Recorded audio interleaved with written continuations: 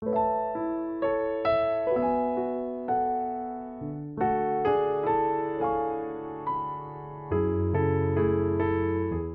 pagi bosku, jumpa kembali bersama saya Cecilia dari Pilar Mas Investindo Sekuritas. Touch your heart, touch your profit. Nah, seperti biasa kita akan mulai saja nih market review kita hari ini, Jumat 17 September 2021 dengan episode Sebuah Duka, Sebuah Luka. Maka dari itu jangan kemana-mana ya bosku, tetap di channel Pilar Mas Investindo Sekuritas. Touch your heart, touch your profit. Pionir Sekuritas Channel di Indonesia.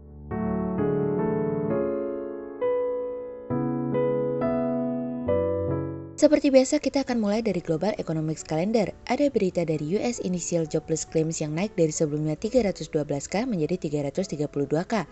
Kemudian ada dari US Continuing Claims yang turun dari sebelumnya 2852k menjadi 2665k.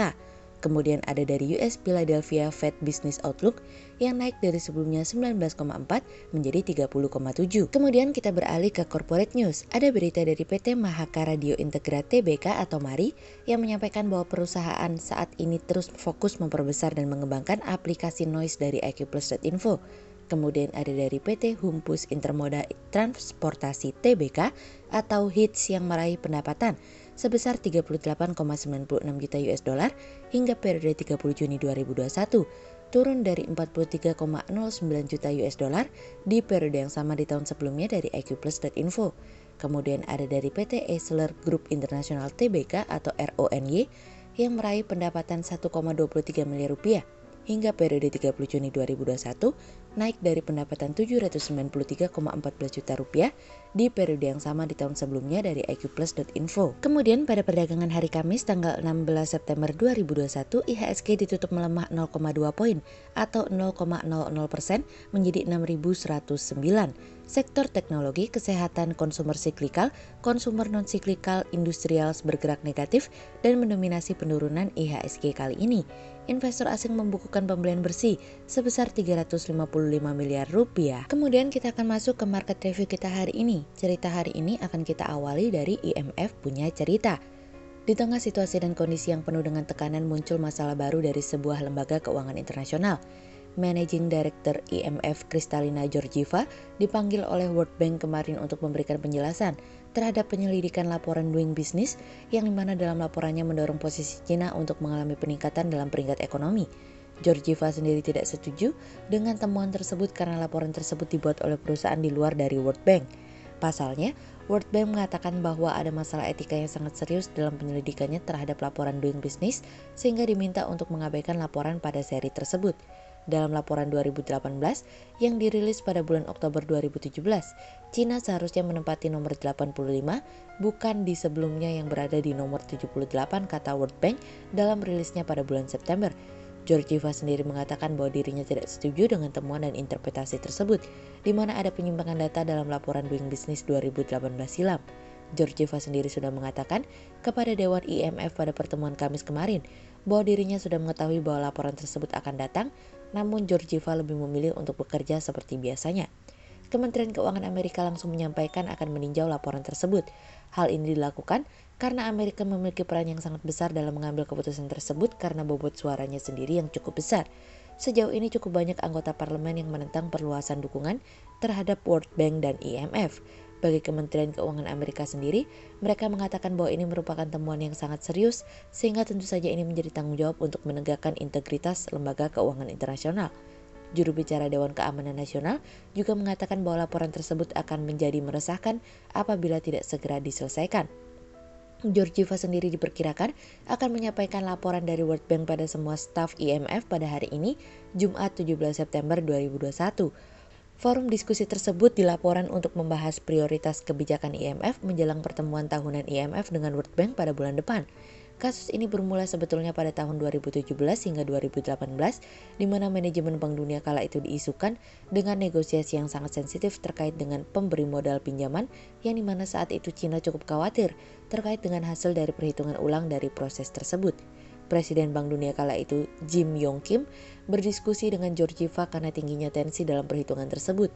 Para pejabat Cina berulang kali mengatakan kepada Kim dan pejabat tinggi Bank Dunia lainnya bahwa laporan Doing Business 2017 telah gagal mencerminkan reformasi yang terjadi di Cina. Karena data yang masuk mengalami penurunan, maka dari itu para staf membahas opsi untuk memasukkan data dari Taiwan dan Hong Kong. Georgieva sendiri mengatakan bahwa dirinya mengesampingkan masalah Hong Kong kala itu karena terkait masalah politik. Dalam poinnya ketika pengukuran tersebut dilakukan, meskipun kota-kota besar di Cina diberikan bobot yang lebih besar dengan harapan dapat mengubah data dari Cina, ternyata hal tersebut tidak cukup berdampak.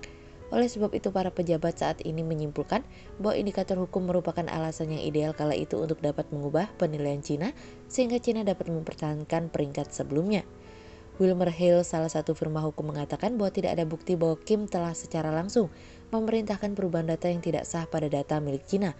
Meskipun manajer dari Doing Business mengatakan bahwa asisten dari Presiden Kim telah bertindak atas namanya. Laporan Doing Business sendiri sebetulnya memainkan peran yang sangat penting bagi emerging market. Pasalnya hal ini memberikan sebuah gambaran terhadap investasi asing yang akan masuk ke dalam negara tersebut. Namun integritas dari laporan tersebut memang sudah diperdebatkan dalam kurun beberapa waktu terakhir.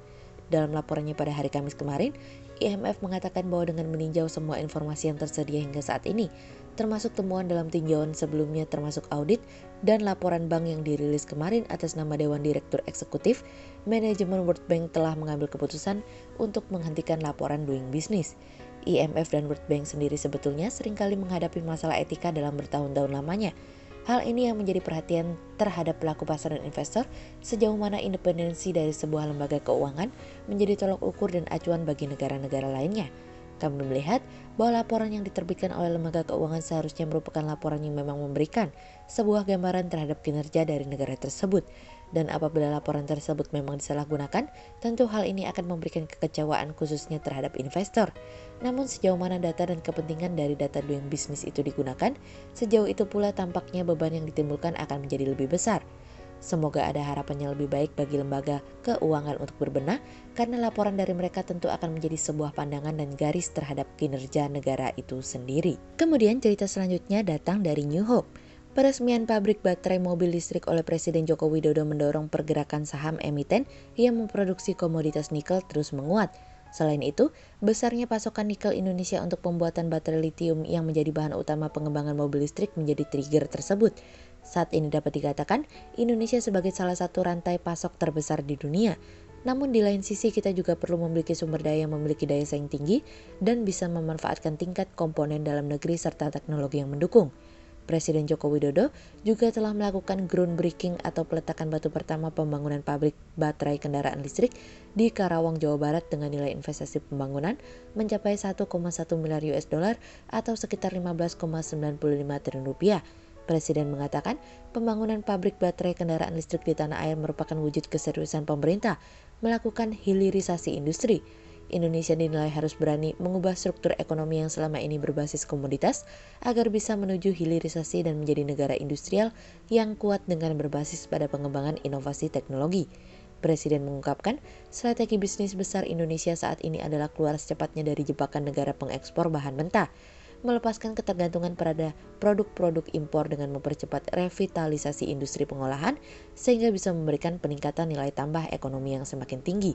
Sehingga berdasarkan technical analisa, kami melihat saat ini IHSG memiliki peluang bergerak melemah dan ditradingkan pada level 6051 hingga 6147. Berikut stock watch pilar emas hari ini ya bosku. Yang pertama ada dari BRIS, kemudian yang kedua ada dari BMRI, dan yang ketiga ada dari ICBP. Berikut dua saham yang kami analisa hari ini ya bosku. Yang pertama ada dari PT PP atau PT PP Persero Tbk yang sepanjang semester 1 2021 membukukan pendapatan usaha atau revenue sebesar 6,5 triliun rupiah. Sepanjang semester 1 2021, pendapatan usaha yang dibukukan perusahaan mengalami penurunan di mana pendapatan usaha sebesar 6,5 triliun rupiah atau turun 4,3% dibandingkan realisasi pada periode yang sama di tahun 2020 yang sebesar 6,7 triliun rupiah. Pendapatan di semester 1 2021 diperoleh dari penjualan konstruksi dari eksternal atau external sales 4,9 triliun rupiah dan penjualan konstruksi antar segmen intersegment sales 1,11 triliun rupiah. Kemudian penjualan eksternal APC Engineering Procurement and Construction tercatat sebesar 661,80 miliar rupiah. sehingga berdasarkan technical analisa dalam tren pada jangka waktu short term berpotensi untuk bullish dengan target 1150 dan tingkat probabilitas sebesar 30%. Sementara dalam jangka waktu long term berpotensi untuk bullish dengan target 1200 dan tingkat probabilitas sebesar 68%. Kemudian yang kedua ada dari IPTV atau PT MNC Vision Networks Tbk yang telah berinvestasi sebesar 40 juta US dollar di Migo Indonesia. Kemitraan yang dibangun perusahaan dengan Migo tentunya ini akan memberikan keunggulan bagi perusahaan di tengah persaingan di bisnis pay TV atau TV berlangganan. Investasi strategis tersebut nantinya akan menggabungkan sumber daya MNC Vision Networks yang sangat besar dengan teknologi unik Migo untuk mempercepat digitalisasi pemirsa free to air milik MNC yang sangat besar. Sehingga berdasarkan technical analisa dalam tren pada jangka waktu short term berpotensi untuk bearish dengan target 230 dan tingkat probabilitas sebesar 76%. Sementara dalam jangka waktu long term berpotensi untuk bearish dengan target 175 dan tingkat probabilitas sebesar 86%. Sekian untuk review market kita kali ini ya bosku. Untuk info lebih lengkapnya bosku bisa download PDF dengan klik link di bawah video ini atau bisa juga langsung akses ke website kami di www.pilarmas-investindo.co.id. Dan jangan lupa untuk selalu jaga kesehatan buat para bosku ya. Kita akan bertemu lagi besok pagi untuk market review yang berikutnya. Jadi jangan lupa like, subscribe, dan tonton terus channel Pilar Mas Investindo Sekuritas. Touch your heart, touch your profit. Pionir Sekuritas Channel di Indonesia.